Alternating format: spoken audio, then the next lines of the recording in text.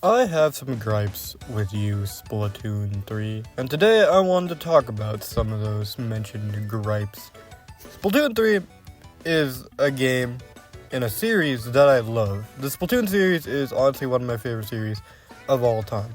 Played a lot of Splatoon 1, played a lot of Splatoon 2, but Splatoon 3, I sort of have dropped off it. I think in some part it is due to the community online.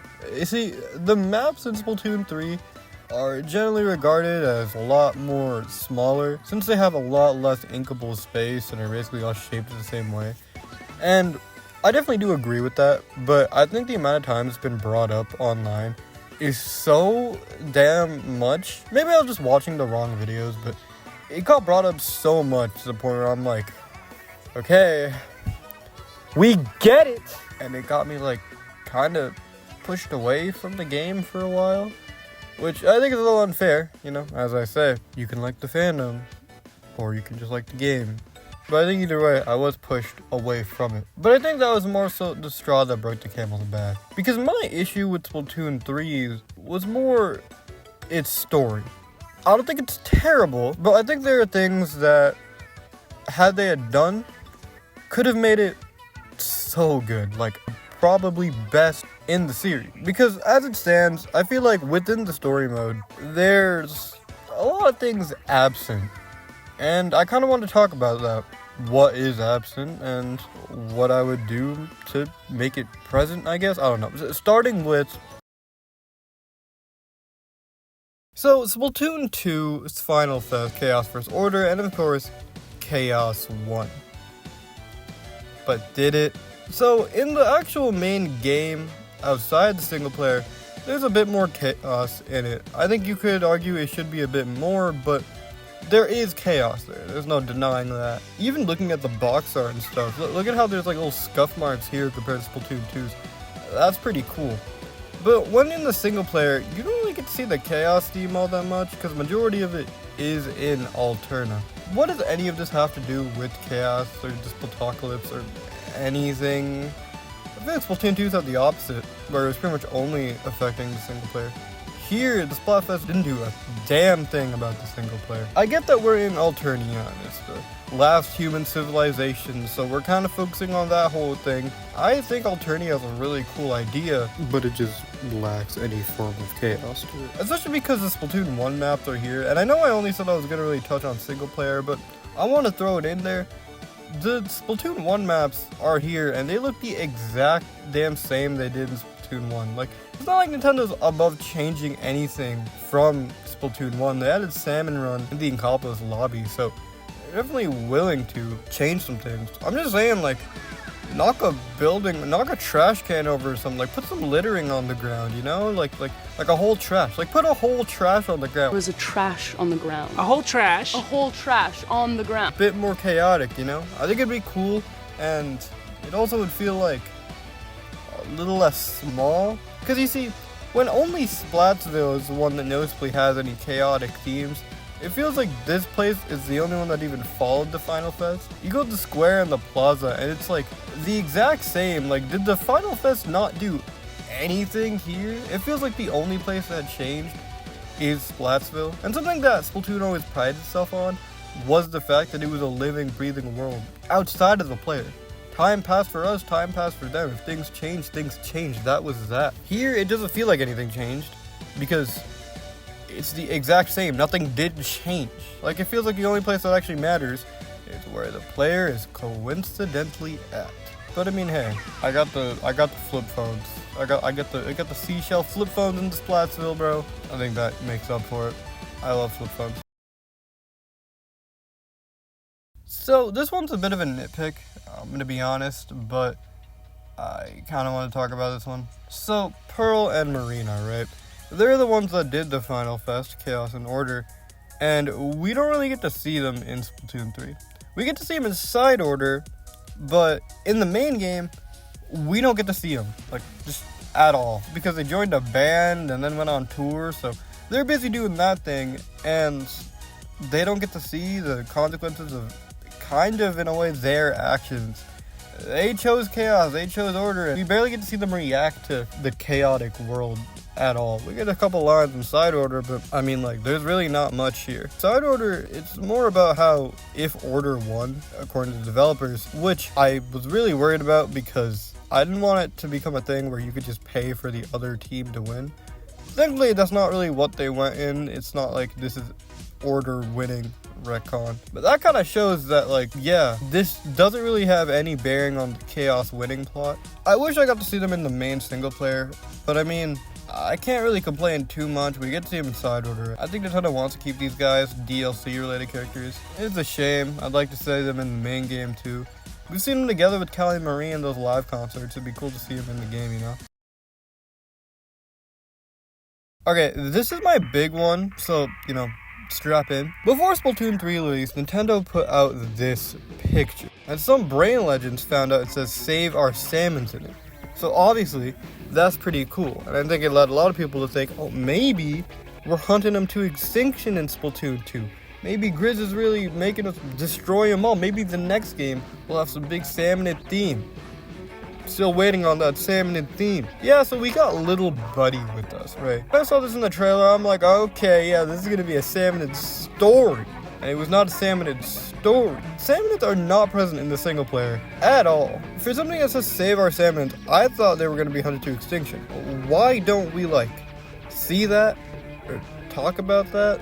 Or anything about that? We don't get to see what happens for all those salmonids we killed in Splatoon 2.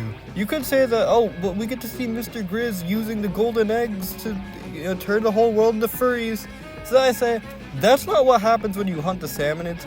That's what happens when you hunt the salmonids and then give the eggs to Grizz. Salmonids are shunned from the Inkling society, bro. Like, they're not allowed to just be out here, so why Little Buddy just chilling here? You could argue it's, oh, because it's chaos and nobody really cares anymore. But to that I'd say, why are they attacking us then, bro? They're attacking us. That's pretty chaotic. They're like on war. They're coming onto our turf. That is a great idea. I actually love that so much. I think a lot of people were confused why Grizz is still up in this game if the plot is all about destroying Grizz. But I mean, honestly, Big Run could have carried it itself. Like, yeah, they're attacking us, they're coming onto our turf, so we continue to go on theirs. But why are they attacking us? Because we hunted them practically to extinction in Splatoon 2. That would be great. They can actually make Salmon Run continue without Grizz. And also, I do know that Little Judd has a little headset thing and uses Salmon deck. We know all that. But I'm saying, in the single player, we rarely get to see the salmonids, except for Little Buddy, who doesn't really add much. Like, we don't get to see much of what the salmonids are dealing with now, because, like, there are no salmonids in the single player. Do they really even need help? They seem fine, bro. They're attacking even harder than before, man. Like, I'm just saying. They seem alright. Like, save our salmonids, like, for what? Why did they even write this? Like, am I crazy for thinking that they might be hunted to extinction here? I feel like we didn't save them at all. It feels like more like we saved the Inkling Society. Salmonids still attack us, and we still attack them.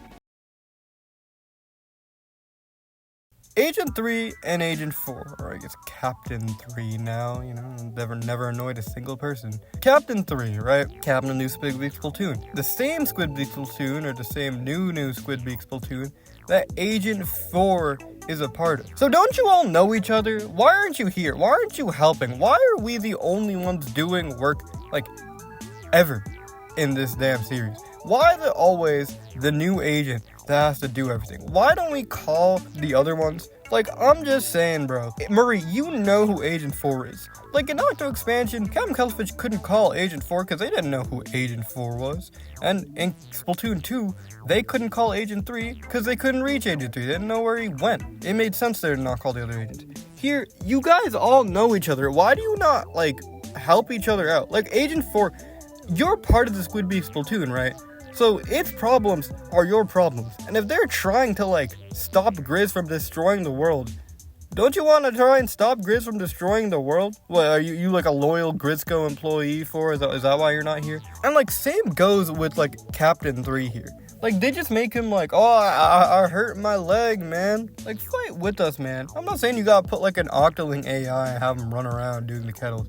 I'm just saying, like, wouldn't it be cool if you could like walk up to one of them and then like switch over to another character and then continue playing as them? That way it'd feel like more like a group effort. Well, I've said this before, but something Splatoon always prides itself on is the fact that it's a living world. But then when you do things where it's like only the player character does this, it doesn't feel like all these characters are actual characters. It feels like they're husks for you to control. Part of what was so cool about Agent 3 coming back in Octo Expansion was that we were all like, that's the guy I was before! That's the guy I was last time. I did not expect him to come back. Because yeah, we thought he was just like a generic avatar for the player to control. But when this actual character comes back and there's lore for who this character is outside of just you, it helps the world and these characters feel more like they're actual people. But then when in the game, you can only control the new agent, the one that you're playing as, and the other agents don't do anything at all. Like, I'm not even saying you need to control them, I'm just saying they don't help pretty much at all. Like, Captain 3 does the whole cool clear the fuzz thing, which is honestly pretty neat, but then just taps out again, which is the same thing they did in the Octo expansion.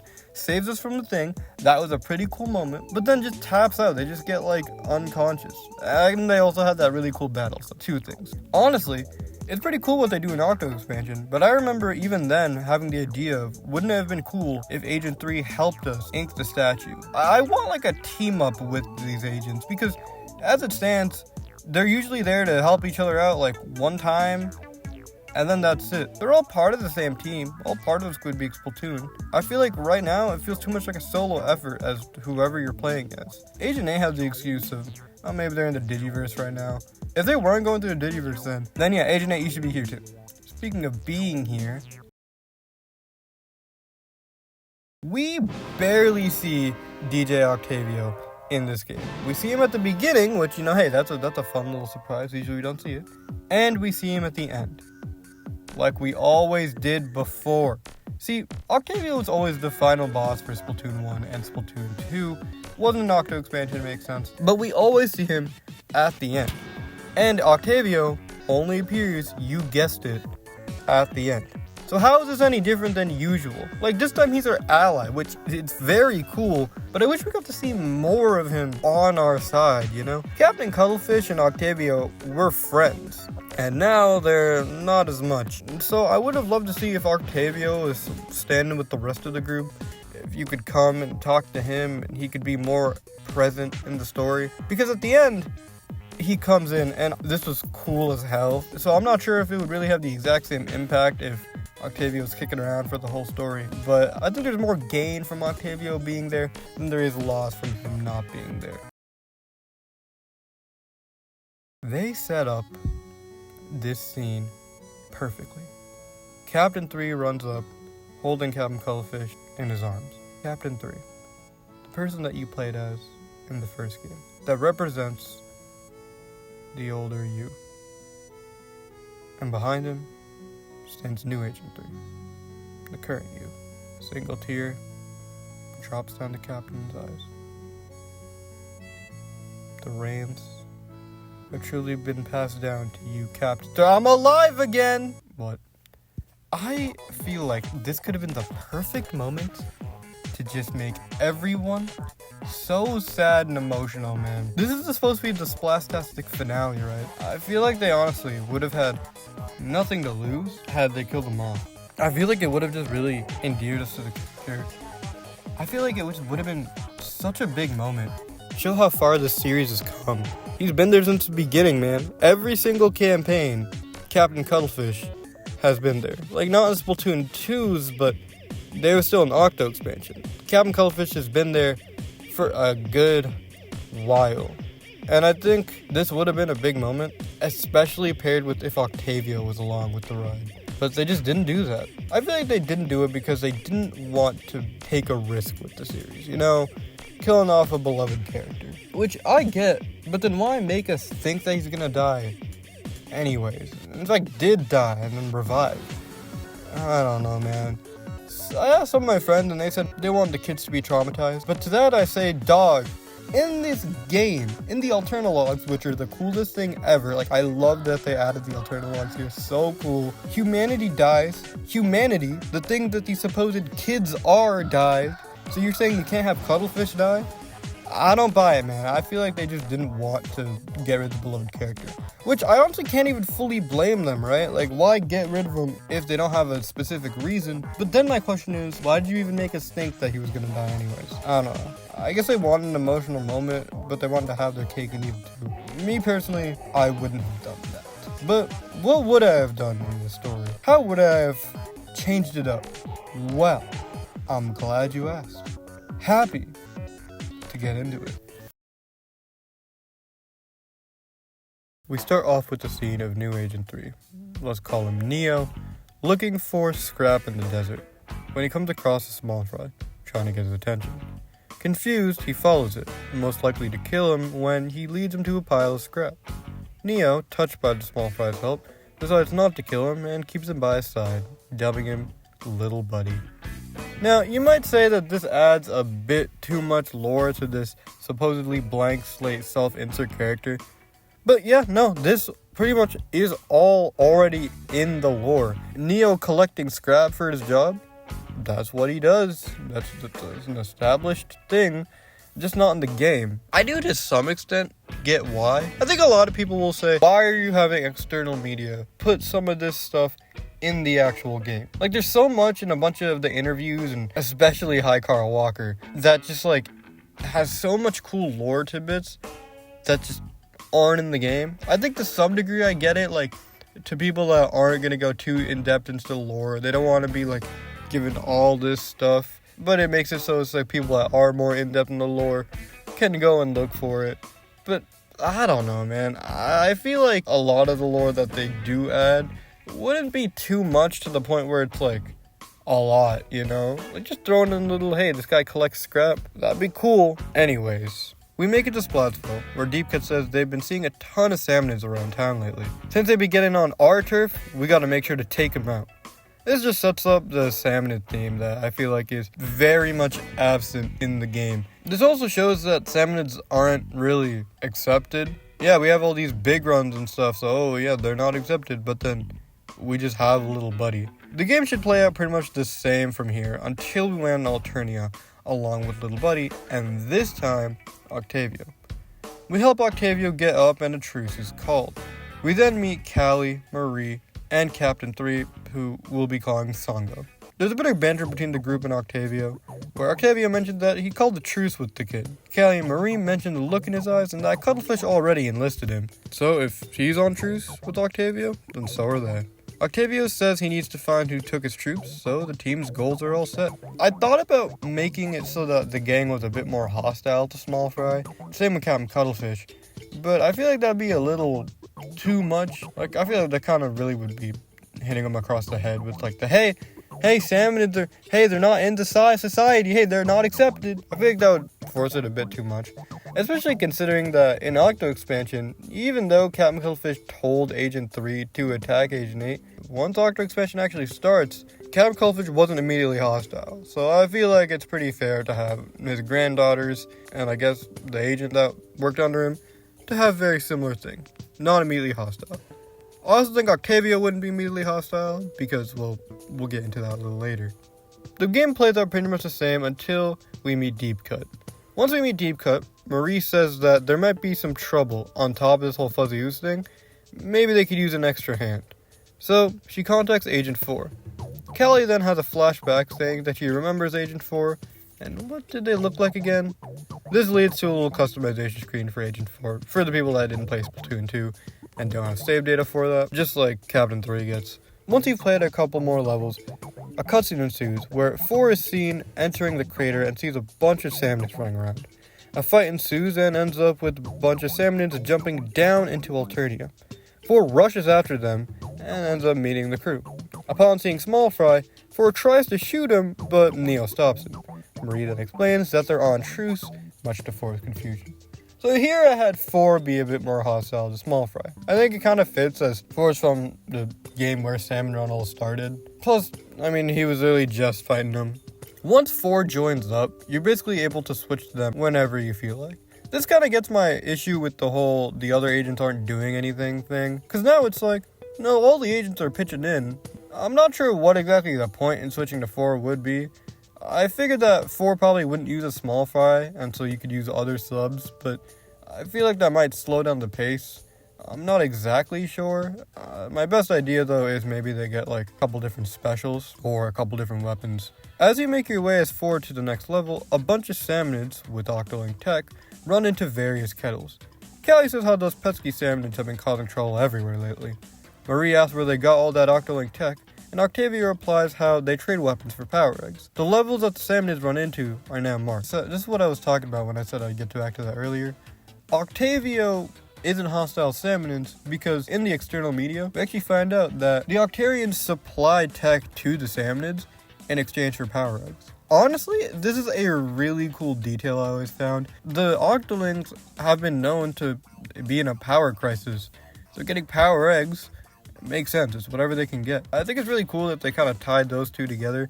The salmonids need all this tech because they're fighting the Inklings, and Octolings need power because they're running out of power. So I decided to throw it in the game. For the next level, the game makes you switch back to Neo. So once you enter the next level, Orca scans Little Buddy and talks about how the numbers of the salmon species are low and are now being placed under protection. Octavio says how this is basically another great turf war. Their numbers have been getting down lately. Callie says how it makes you feel bad for splatting all those guys, huh? Callie and Marie explain that those levels must have a lot of salmonids. You should try not to splat them. So I brought in Orca here. Because in the actual game, I honestly forgot Orca was a thing. I only really remembered when I was writing down the rewritten portion for this. And I honestly think that this actually works really well.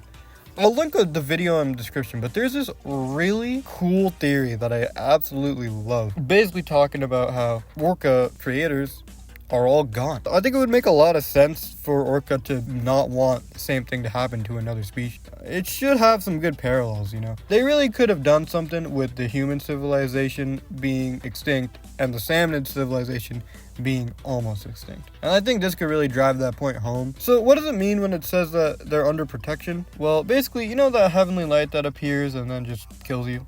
Yeah, I'm thinking if you splat a salmonid, that would happen. Orca's trying to protect their numbers, and any hostile thing towards them, they'll take out. Like I said earlier, all these levels with salmonids would be marked. They would just be challenge levels that you can play. So from here, the gameplays are pretty much the same. And finish all the levels, hear some radio transmissions from Captain Cuttlefish and Grizz, until eventually we make it to the rocket. The scene where Captain Cuttlefish dies. I would not change a damn thing about this scene. Only thing is don't end it with him being revived. Then finally the final boss comes, which I thought of the name, so I have to give it the biggest run. Octavio, pissed off that his friend died, goes to fight Grizz. Sango, pissed off that his captain died, goes to fight Grizz. And Neo, the main character who you're playing as, goes to fight Grizz. Agent 4, however, is something a little different. So I thought about maybe giving him the whole, oh, I hurt my leg excuse. But I think it'd be cooler if at the exact same time this is going on, 4 has to go to Inkopolis because the salmonids are attacking. That's where the name comes in. You see, at the same time, the salmonids decide to just raid Inkopolis. I think it'd be really cool if you could run through the 3 lobbies and have to protect those. I don't know how much Nintendo would want to have the 2 DLC things to be in the single player, but I mean, I don't know, it could work. If not, maybe just Splatsville and a couple of maps to just run around and protect the city from the salmonids. That would be awesome. So you basically switch between the 2, and the final boss plays out fairly the same. These 3 join up forces. Neo can be 2 different species, Inkling or Octoling, but we have Little Buddy, the salmonid, Octavio, and Sango, the Inkling. Do you see where I'm going with this? The 3 species come together, and Gigafry comes out, and the fight ensues. Now, in the original game, this trio of species things is a thing, but it's really only in the Sunken Scrolls, and then just sort of appears at the end. I thought this was the coolest thing ever. In the Sunken Scrolls is pretty fun, so bringing this one in, that was so cool. But who are the 3 they're talking about here? You could say it's like Octoling, Inkling, and Mandrake is deep cuts here. Or it's like Inklings, the Samnid, and the Octoling. I mean, like, what trio specifically are they talking about here? We don't know. Like, there are 3 species, more than 3 species fighting this fight here, yeah, but like, I don't know. I feel like it would just hit better if it was 3 specific people. So in this one, we have Sango, Little Buddy, and Octavio backing our player character, Neo, up. And I think it makes a bit more sense that way. And so, yeah, we defeat Grizz, and Agent 4 wards off the Samnids from Inkopolis. I think that is a worthy finale to this Splastastic saga.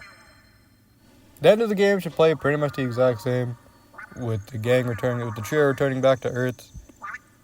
And yeah, that is how I would rewrite Splatoon 3. Thanks for hanging with me, man. I appreciate it. Remember that you're trying your best to give yourself credit. And peace.